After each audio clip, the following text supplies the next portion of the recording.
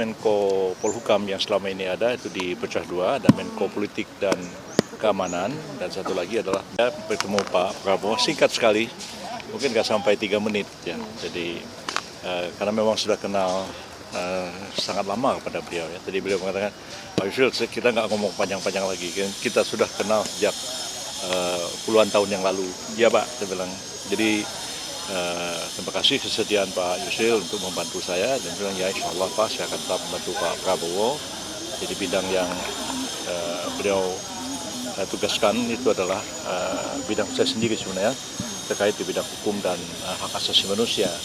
Jadi sekarang ini ditarik ke atas, jadi ada Menko yang menangani masalah hukum dan HAM itu, yang tugas-tugasnya nanti akan mencakup juga selain Kementerian Hukum dan HAM, tapi juga ada kementerian lain, lembaga-lembaga lain yang internal pemerintah, ya, imigrasi yang juga akan keluar dari Kementerian Hukum dan HAM, dan kemudian lembaga pemasyarakatan juga akan keluar dari itu di bawah koordinasi dari Kemenko Hukum dan HAM, dan juga kita tahu bahwa yang terkait dengan penegakan hukum itu akan dikoordinasikan bersama-sama sepanjang itu merupakan satu lembaga yang berada di bawah pemerintah, seperti misalnya juga kejaksaan, kepolisian, KPK tentu tidak, karena KPK adalah lembaga yang independen berada di luar pemerintah. Berarti Pak Yusril tetap di bidang hukum dan HAM nih Pak? Ya. Menteri Hukum dan HAM berarti apa ya? Bukan, Menko.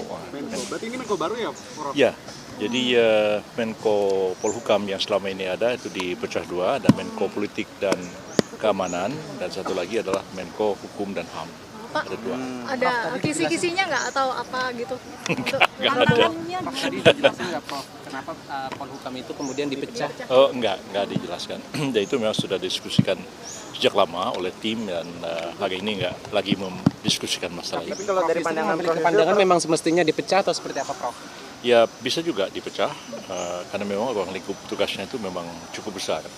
Kalau sekarang ini ada Menko Hukum dan HAM, memang betul-betul fokus kepada pembangunan hukum dan penegakan hukum itu sendiri. Jadi dipisahkan dari politik dan keamanan. Pak, ini kan berarti tugas baru, kementerian baru gitu ya, berat nggak menurut Bapak?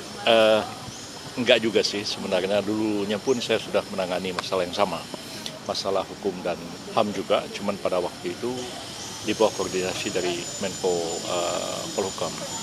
Jadi bidangnya sih tidak sama sekali baru buat saya. Pak Yusril.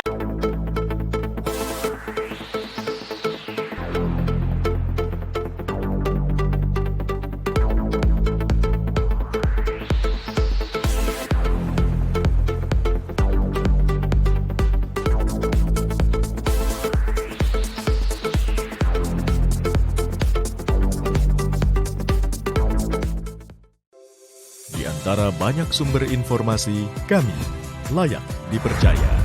Karena kami menggali lebih dalam, berpihak pada kebenaran, berpegang pada data dan fakta, agar layak Anda jadikan referensi. Kompas TV, independen, terpercaya.